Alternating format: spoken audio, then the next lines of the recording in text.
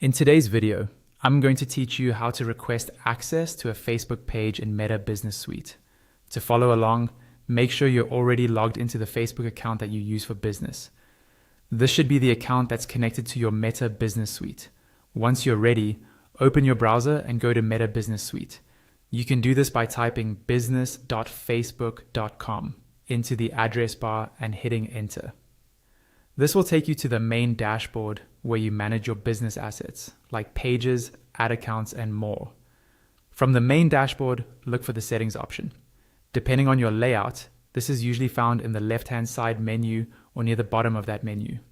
Go ahead and click on settings to open your business settings area. Inside settings, you'll see a list of different sections down the left side. Find and click on the section called pages. This is where you manage all the Facebook pages connected to your business account, including adding new ones or requesting access to existing pages. Once you're on the pages screen, look for a button that says Add. It's usually towards the top of the page. Click on Add to open the options for connecting a new page to your business. A small window will appear with several choices. Here, select the option that says something like Request shared access to a Facebook page. This is important because you are not creating a new page or claiming ownership of one.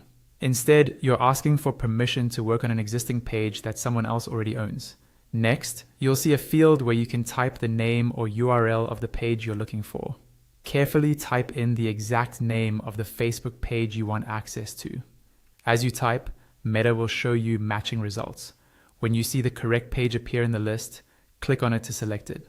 After selecting the page, click on Next to move forward. Now you'll be shown different levels of access you can request. You'll see toggles next to various permissions, such as managing content, viewing insights, or running ads. Turn on the toggle next to each type of access you actually need. It's a good idea to only request what is necessary for your role.